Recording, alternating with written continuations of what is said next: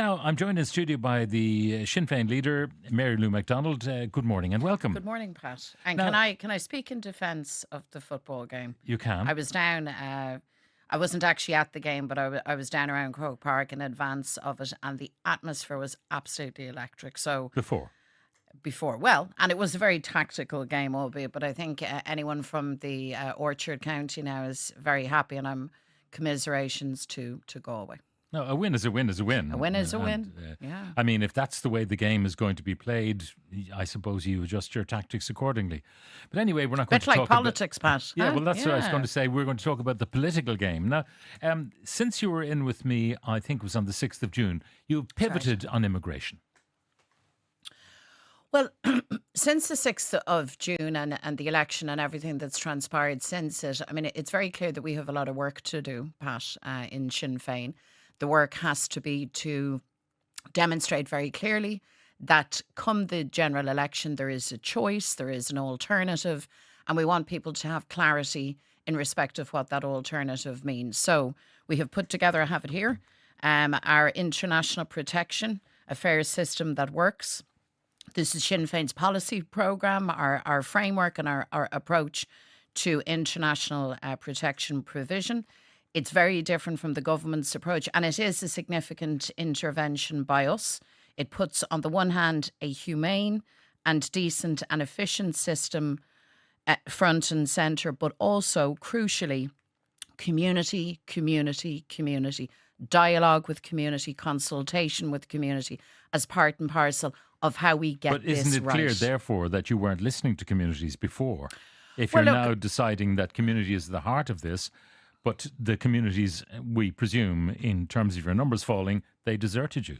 Well, what people had said to us is that they want to hear us speaking much more clearly, much more regularly on these matters. I would say, and I should say, nothing in the document is hugely new on the issue of community. I had been banging this drum since way back when, I think November 2022, because we faced many of these issues in my own community in East Wall.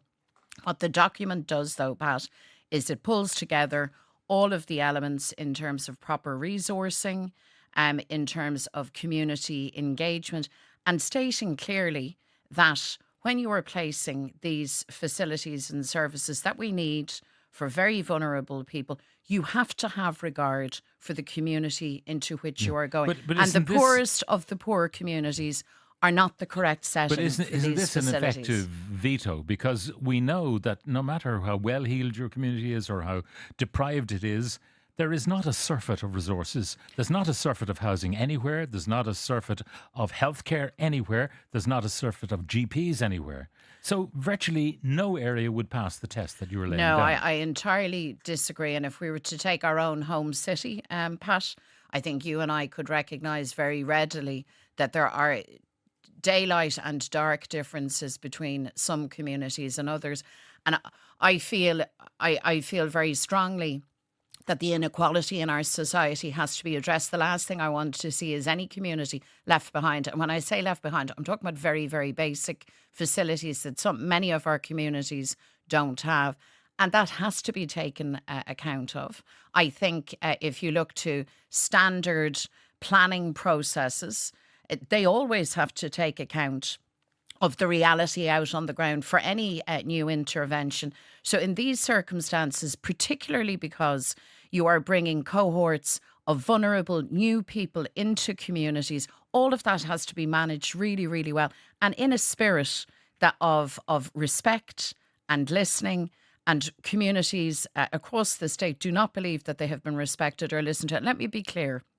We are not talking about a veto. The government have made almost a virtue of their refusal to properly engage with communities, and they keep reaching for the veto card. We're not talking about vetoes. We're talking about a realistic assessment of the infrastructure, the services, the lack of on the ground.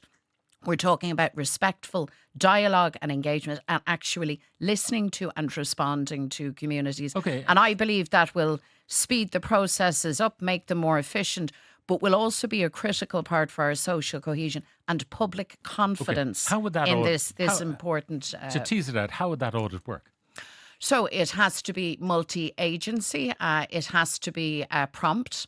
So we're envisaging weeks rather than months, and it has to engage all of the agencies critically, educational, health, but also community agencies and the local authority. And interestingly, you'll know and have been watching the appalling scenes in Coolock, and you may be aware of the community response. This is coming from the community itself through the Northside Partnership, bringing all of the agencies, the sporting stakeholders, the community, youth, all residents associations, the men's sheds, the food bank, you name it, in the community coming together. And they are looking for a mediated process for that community to be engaged and to be listened to. So what we're reflecting in our policy document is very much the instinctive and necessary response that's coming from the grassroots up. Okay, now, in practical terms, you say multi-agency. This is all kind of, I suppose, gobbledygook to many people. So many agencies. I mean, the Department of Education, they say we don't have any more spaces for kids. Is that a veto? The county council says we've no housing. Well, is that a veto? Well, the first process is when you're selecting a location for an IPAS centre, is you go in and you do an audit of the area. And if it becomes absolutely apparent that the lack of service provision, that the level of deprivation in the community is very, very high, well, then that is not a chosen location. Where you go elsewhere and you say, well, this could be a runner. Now, suppose everything is fine. Then you speak to the community. But the location is the hotel that used to serve the community.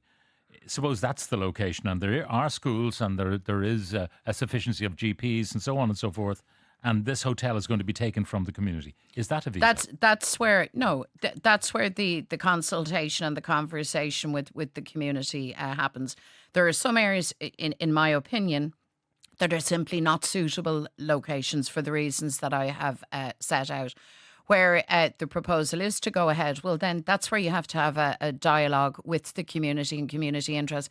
And to be honest with you, anybody who knows neighbourhoods or communities across the city or across the state will know that it's not that difficult actually to identify who the stakeholders are in any given village, townland, or city neighbourhood. It's straightforward, but you have to want to do it. It has to be a part of the process. Do you not think that the minister desperately wants to get this right anyway? I mean, no one is looking to bring this trouble down on their own heads. And they're doing the best they can, whether it's Coolock or anywhere else around the country. They're saying, there's an empty factory. No one's, from our community is going to be living there because it's only a factory and it's going to be dormitory accommodation or whatever it is. It's a factory, for God's sake. If you offer that to the local people, they'd say, no, we're not going to live in that. You must be joking. So I think the government's approach has been marked by a very last minute approach, by a lack of planning, and critically by a lack of consultation. And by the way, I had offered this view to the minister way back when. I've said this privately, I have said it publicly repeatedly, and no matter how often it is articulated, it seems government cannot appreciate just the value of that community engagement, and instead they argued that forms some kind of veto. Think about it practically, and just through a prism of fairness.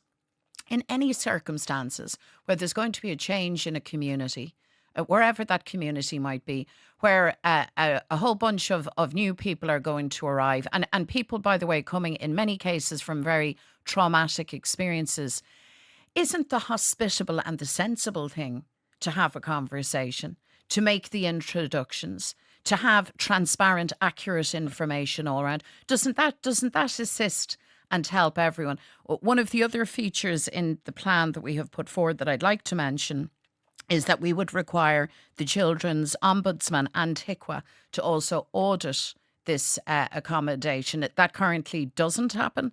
I think it's very, very important that when we're accommodating people, that we do everything we can to ensure that it meets the appropriate standards. And in my experience, talking to people in communities where things have been done, very suddenly, very chaotically, where people have initially felt, I suppose, put upon or ignored.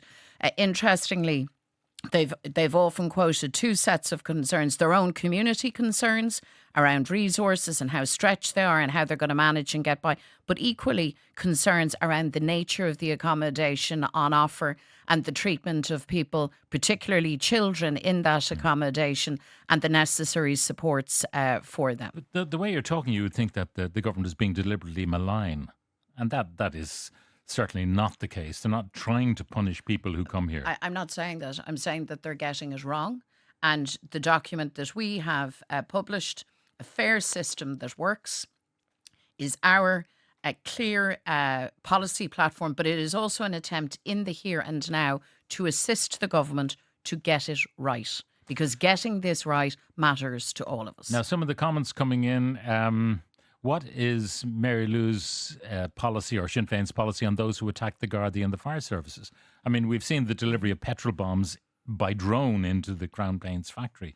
I mean, there are people there who are not just ordinary community activists. There are very mischievous, if not criminal they're people. Criminal. Yeah. There are criminal elements there. And just to say to you, Pat, I have been threatened by exactly an element such as that. Threats up to and including a threat to take my life. Any of those criminal activities, anybody engaging in those criminal activities has to face the law. There's no room for attacking security guards. That was the first casualty actually in Coolock, or members of the Gardaí or the fire services, or creating a scenario in which ordinary people, some cases elderly people or children, get pepper sprayed or get hurt or harmed. There is a small element that are stoking up fear, stoking up hatred. There's a small element that are engaging in arson and other criminal activities. But it would be the biggest mistake to imagine that is the community of Coolock, that they speak for Coolock. They don't. But don't miss the anger that's in that community. And it's for all of the reasons that I have set out to you. The good news is that it can be solved. This can be resolved if there's the will to engage. This is a text from a Sinn Féin voter. Can you please put it to Mary Lou that we need a change at the top of Sinn Féin? The top five of Sinn Féin have gone stale and can only say the government is out of touch. To whatever the problem is, we need new people, and Michelle O'Neill is our only hope. Look what a change has done positively to Fine Gael and to the Democrats in the United States. And John Drennan, you probably have seen this morning. Is Mary Lou the new Joe Biden? And if so, when will she give in? Well, I would say, in fairness, I'm more Kamala Harris than Joe Biden, generationally. In fairness, look, the document that we've just described and talked about in terms of international protection and Sinn Féin setting out our stall is part and parcel of us not simply critiquing government, but demonstrating what it is that we want to do, what it is that we believe can be done. We're going to do that in the area of housing. We're going to publish a comprehensive 5-year plan at the beginning of September. By the way, this will be the first and only occasion on which an opposition party will have done that. It took the minister a year to produce his, in government, a year to produce his plan. We launch ours in September. And look, the leadership of Sinn Féin is in rude good health. I have always thought that I lead a team with huge talent, including Michelle O'Neill. But sometimes when you're out there and you're the chief opposition party, you're coming out of the same stuff again and again. The same few faces, very few faces in the front bench of Sinn Féin make any impact. I can name Pierce and Owen. David, Louise, Claire, Louise. Yeah, Mairead. Okay. Yeah. But you know what I mean? That maybe we have a very strong. All gone a bit stale. Well, listen. Far from it. What we are and what we need to articulate is the opportunity that will present at the next election for a choice as regards who leads government, how government operates, what we prioritise to sort out housing, to sort out and support people through what is for many still a cost of living crisis, to deal with the waiting list, the chaos in some of our accident and emergency departments, kids with scoliosis, by the way, still waiting for now their one of the surgery. big things is housing. And when you were in with us before, you said that the state should be building on state land in the Dublin area. And I asked you to name a few places and you didn't have one. So the affordable housing scheme will be part of that wider plan that I've described. But locations. Yeah. So the Land Development Agency is now 2 stages through a process of identifying exactly where that land is. And they have identified land that would be sufficient to build, they tell us, 67,000 homes.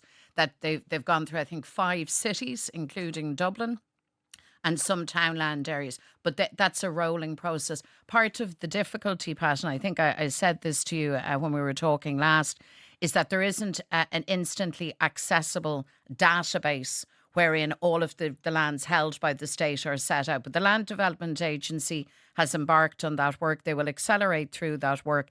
And the land, we know, and I think it's widely accepted, is available. All right. Mary Lou McDonald, leader of Sinn Féin, TD for Dublin Central. Thank you very much for joining us. Probably on holidays now?